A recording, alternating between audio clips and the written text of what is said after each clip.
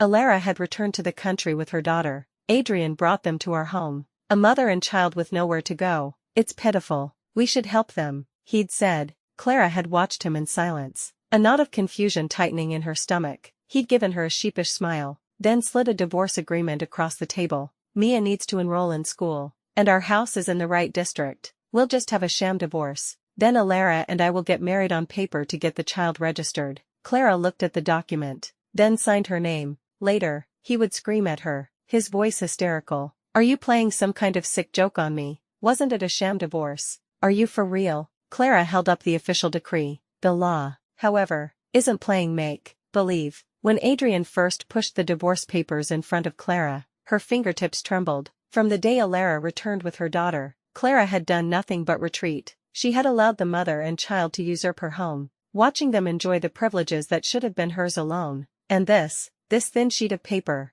was her reward for enduring it all. A flicker of pain crossed Adrienne's eyes. He stepped closer, gathering her trembling body into his arms. His warm breath ghosted over her ear. Clara, I know this is cruel, but there's no other way. Mia is already 4. If we wait any longer, she won't even be able to register for school. You understand my dilemma, don't you? Clara curled into the familiar scent of sandalwood that clung to him, a fine tremor running through her. The man she had shared a bed with for 7 years was ready to sever their marriage for an outsider who had barely been in their home for 2 months. It was in this same embrace, with this same low voice, that he had begged her to take them in. Clara and I were childhood sweethearts. They have nowhere else to go. Let them stay for a little while. As soon as I find them a suitable place, they'll move out. Clara, 7 days, tops. When have I ever lied to you? Clara, be the understanding one, won't you? Now. That same voice was a venomous snake coiling around her neck. Adrienne stroked the back of her neck, his thumb tracing her hairline.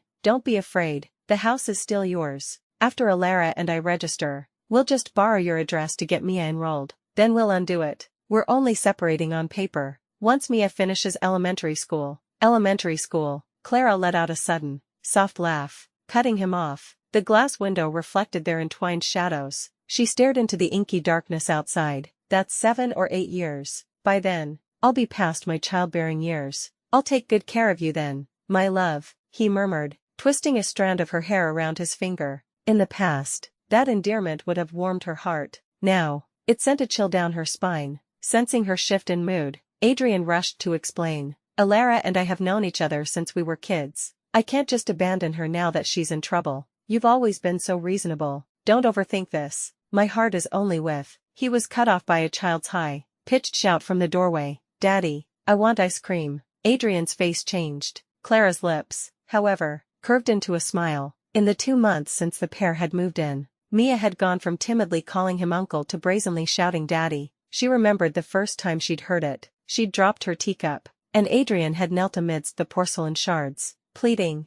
Clara, the child has grown up without a father. Just let her have this. I promise it won't. Looking at his reddened eyes, she had softened. It wasn't until she went to pick Mia up from kindergarten one day, and saw Adrienne written in the father column on the parent registration form that the cold reality hit her. Even the teacher had joked, oh, you must be Mia's nanny, right? Please sign here in the nanny section. Now, Adrienne had already turned, holding Mia, his face stern. Mia, you can't speak like that. I'm not your father. Your real father is in another country. The child's lip began to tremble, and his tone softened. But Uncle can make an exception and get you 1 ice cream, but only half a stick. Uncle is the best, Mia cooed, wrapping her arms around his neck. Then she turned and scrunched her nose at Clara. The wicked witch isn't allowed in Uncle's room. A nerve throbbed in Clara's temple. She heard Adrienne's sharp rebuke. Mia, Aunt Clara treats you like her own. How can you be so rude? Mommy said it, the child whined. Mommy said the witch stole our house. The air froze. In the shadows of the hallway, Clara leaned against the wall,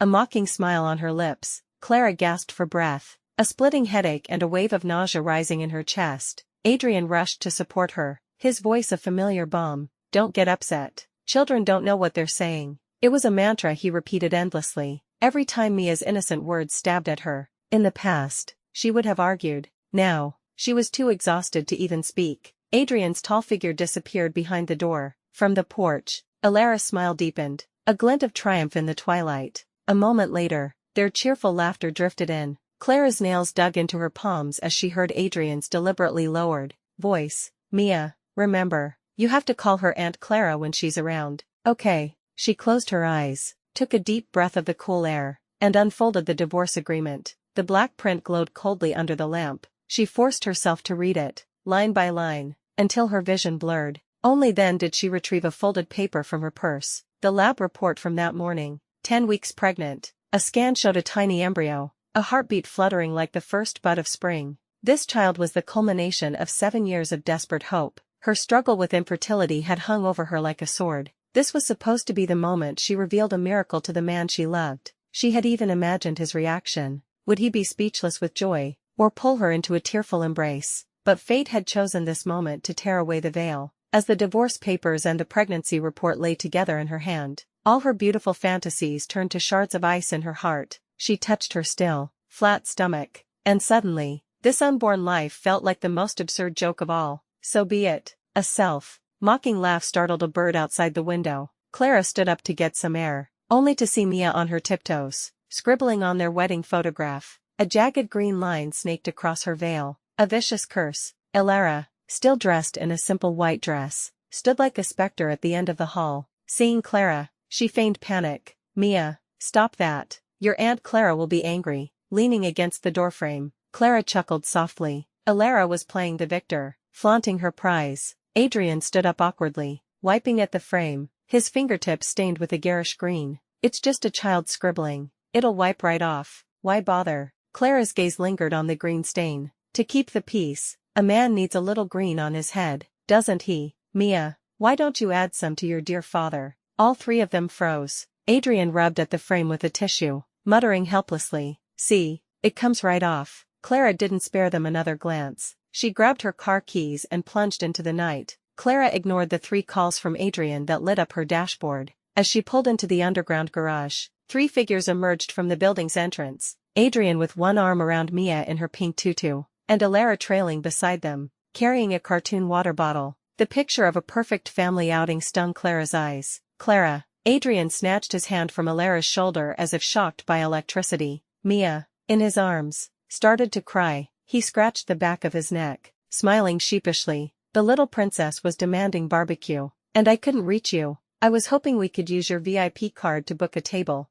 A little birthday celebration for our little star. The morning sickness surged. Clara leaned against the car door, gagging. You guys go ahead. I can't eat right now. Before she finished, Clara had already opened the back door. Just give us a ride. You're the steadiest driver. Clara. In the rearview mirror, Mia was sandwiched between them, being fed a lollipop, her cheerful nursery rhymes pounding in Clara's head. Adrienne suddenly leaned forward. Let's go. She'll make a scene if she doesn't get the front seat. Clara's eyes flickered to the empty passenger seat, a flood of memories washing over her. Him, years ago, clutching his meager living expenses, too proud and poor to enter the same restaurant. It was she who had lied about her membership card expiring, to protect his fragile pride. A table for 3, for Mr. Adrienne, is ready. The waitress's announcement broke Clara's trance. Clara was wiping chocolate from Mia's mouth, remarking casually, she doesn't eat much. Don't take it personally, Clara. Amidst the aroma of sizzling steak, Adrienne was carefully serving the mother and daughter. A waitress approached with a porcelain bowl. Happy birthday, Miss Clara. This is a complimentary bowl of longevity noodles from the restaurant. Clara's chopsticks froze mid-air. Mia stuck her tongue out smugly. The sharp crack of Adrienne knocking over a sauce dish shattered the silence. You forgot. Clara stirred the warm noodles, the steam blurring her vision. For 7 years, he had made her longevity noodles for their anniversary. Now, he couldn't even remember her birthday. He fumbled for a napkin. I'll get you a big gift tomorrow. I'm afraid you'll be too late. Clara lifted the last noodle with her chopsticks and laughed softly. The registrar's office. 10 a.m. tomorrow. The divorce papers are all ready. Adrienne's knuckles turned white on the barbecue tongs. A spark landed on his suit, burning a small, dark hole. It's a sham divorce, Clara. It's just for show. She looked at their reflections in the glass, and suddenly she was back in college, scrimping and saving to fill his meal card. The official red stamp on a legal document wouldn't care about the word sham,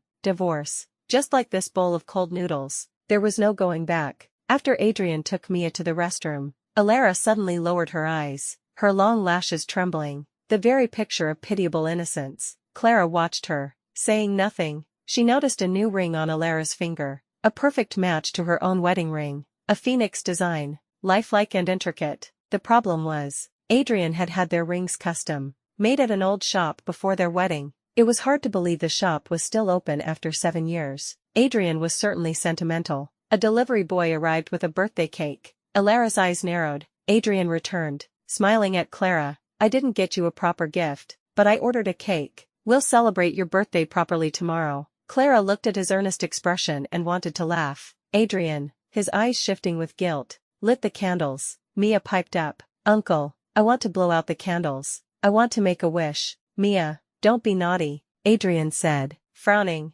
It's Aunt Clara's birthday. She makes the wish. Mia pouted, closed her eyes, and declared, I'm making a wish anyway. I wish for Uncle and Mommy to be together forever, with no outsiders. Adrienne's face darkened with anger. Mia, that's very rude. Apologize to your Aunt Clara. The child burst into tears. Alara just watched as Adrienne grew more and more frustrated. Clara smiled and pushed the cake toward Mia. Don't cry, Mia. My wish is for your wish to come true. Go on, blow out the candles. Mia shoved the cake away with a look of disgust. Who are you to tell me what to do? You're a nasty pest. The cake tumbled to the floor, splattering cream on Clara's shoes. The cloying smell made her stomach turn. She put down her chopsticks and slowly stood up. Adrienne knelt, his face grim, and began to wipe her shoes. Clara, don't be angry, Alara said quickly. I'll order you another cake. Mia's just a child. Clara stood up. Adrienne looked up. Where are you going? I don't feel well, Clara said, her voice weak. I'm going home. I'll take you, Adrienne said, standing. Clara tilted her head, a flash of mocking surprise in her eyes. Aren't the three of you going to the amusement park for the fireworks? Alara already posted about it on her Moments. In the afternoon, Alara had posted a picture of 3 hands together, captioned, off to see the fireworks Mia's been dreaming of. May all wishes come true. Adrienne froze, then looked at Alara, confused. Alara gave a strained laugh. Mia wanted to go, and you agreed. I booked 3 tickets. I deleted the post right after. I didn't think Clara would see it. Adrienne's brow furrowed. He reached for Clara's hand. Then let's go together. That's where our love story began. Clara pulled her hand back, shaking her head with a smile. 3 tickets. I won't intrude. You guys have fun. As she walked away, Mia shouted, Daddy, I want to see the fireworks. When are we going? A piece of meat on the grill burned to a crisp. Alara picked it up and tossed it in the trash. Outside, Clara received a call from an out-of-town number she had missed earlier.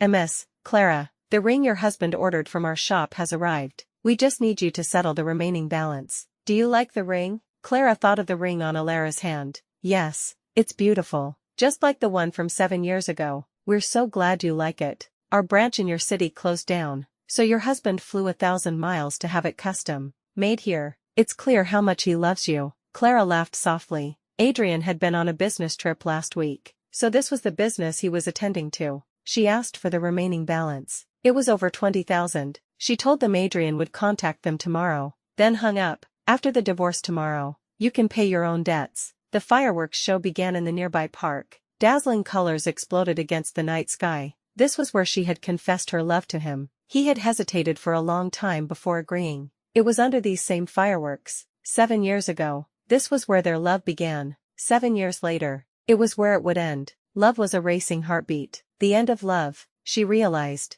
was just a single, quiet moment of disappointment. On the drive home, Alara sent her a video. The fireworks were spectacular. The camera was shaky, clearly held by Mia, whose giggles filled the audio. In the corner of the frame, Alara slowly leaned her head on Adrienne's shoulder. He flinched, trying to pull away, but she clung to him, a triumphant, gentle smile on her face. Adrienne, the fireworks are so beautiful, she whispered. I wish time could stop right here. I wish you'd always be this good to us. Adrienne looked uncomfortable, turning his head to avoid her gaze. Did you make a wish? Adrienne, she pressed. My wish is to be with you forever. Alara, he said, frowning. I can't grant that wish. I have Clara. Alara's eyes welled up. If you hadn't abandoned me back then, I never would have left the country. I wouldn't have suffered so much. Can't you grant me this one small wish? Can your conscience bear it? Adrienne's expression was a mixture of confusion and regret. He gently brushed a stray hair from her forehead. I wronged you in the past, but I truly cannot leave Clara. Clara held up the ring. Phoenix is in flight. You made a vow to put this ring on my finger yourself, but then you gave it to Clara. Do you know how much that hurt me? Seeing the ring, Adrienne's face changed. Why are you wearing that? Did Clara see it? I told you not to wear it. He looked away. When I married Clara, I admit, I was pretending she was you. I put the phoenix ring on her finger, but over the years, her kindness, I've fallen in love with her. I can't be without her. Can you understand that? Clara wept, resting her head on his shoulder. He started to pull away, then sighed, and let her stay. In the divorce agreement, Clara tested. Clara didn't give you the house. What if she backs out after the divorce? Mia still won't get into school. Adrienne was silent for a moment. Clara loves me. She'll keep her promise. She won't go back on her word. Beneath the video, Clara had typed a single line. Wish come true. Clara finished the video. So her wedding ring was just a prop for a promise he'd made to another woman. She laughed. A bitter, hollow sound. In her days, she saw a telephone pole. She was too late to swerve, too slow to brake. Crash. She slammed into the pole and lost consciousness. When she woke up, the first thing she saw was Adrienne. His eyes were bloodshot, his face stubbled. He was laughing and crying like a child. Clara, you're awake. You have no idea how worried I was. You were out for a whole night. Clara looked around the hospital room, confused. Clara, he said, gripping her hand, you're pregnant. It's a threatened miscarriage. You need to rest. I'm taking a leave of absence from work to be with you. Clara stared. A whole night. No, today is the day. We have to get divorced. Adrienne fell silent. No more divorce, he said, his voice trembling. Your health is what's important now, but I don't want to wait, she rasped. Just then, Clara and Mia walked in. Clara's expression was complicated. Clara, you're awake. How are you feeling? Congratulations. You're going to be a mother. She turned to Mia. Mia, you're going to have a little brother or sister. Aren't you happy? Mia pouted. I don't want a brother or sister. They'll get half my candy. Uncle, let's not have a baby. Okay. For the first time, Adrienne was furious. He spoke, enunciating every word. Mia, you are not my child, and it is not for you to like or dislike my child. Do you understand? Mia shrank back in fear. Clara stood, trembling, having never seen him this angry. Adrienne turned, ran a hand over his face, and then said gently to Clara, I'm going to wash up. I'll feed you in a bit. In the hallway, Mia's cries echoed. The two women were alone. Clara closed the door and crossed her arms. You're quite the schemer, aren't you? She sneered. Waiting until the divorce to reveal your pregnancy. Clara closed her eyes, unwilling to argue. Clara grew hysterical. If I hadn't left, you never would have been with Adrienne. You're the other woman. You chased him for 4 years and he never agreed, because he loved me. He only said yes after I told him I was getting married. She continued her tirade. So what if you're pregnant? He's never loved you. He's just using you for your family's money and connections. Clara pressed the call button. I've signed the papers, she said tiredly. You two lovers can finally be together. Just stop talking. Then why are you keeping the baby? Clara hissed. Footsteps approached in the hall. You need to remember, Clara said softly. He's the one who wants this child now. Clara's mouth opened, but no words came out. But, Clara continued, as the door opened and Adrienne rushed in. I'm the one who doesn't want him anymore. The next day, Clara dressed meticulously, a swipe of bold red lipstick masking her pallor. At the registrar's office, Adrienne couldn't shake a feeling of unease. Clara, he said, let's wait a few days. Your health isn't stable. We're already here, she replied calmly. Let's get it over with. Once we're divorced, you two can get married, right? The words, spoken so clinically from her mouth, felt grotesque. He hesitated. Clara, it's all fake. Don't overthink it. As they filled out the paperwork, a child's voice echoed through the hall. Uncle, hurry up and divorce Aunt Clara so you can marry Mommy. The room fell silent. Adrienne's face burned with shame. When the divorce certificate was in her hand, Clara felt a profound sense of relief, as if a great weight had been lifted. She turned to him, a polite, distant smile on her face. Goodbye, Mr. Pay, Mr. Pay. A powerful wave of anxiety washed over him. Why did she call him that? Well, shall we go get our certificate? Clara asked, breaking the silence. Adrienne didn't answer. He just stared at Clara's retreating back. Clara went home, removed her SIM card, and threw away the trashed wedding photo. She packed up every gift Adrienne had ever given her, every piece of clothing, every memory. She erased herself from the house she had lived in for 7 years. She was dragging her suitcase out the door when her mother met her, her smile faltering for only a second. "My dear girl is back. What do you want to eat? I'll make it for you." Her father rushed out. "My darling daughter is home. Let me go buy some fish for your favorite sweet and sour fish." Clara looked at her parents' forced cheerfulness,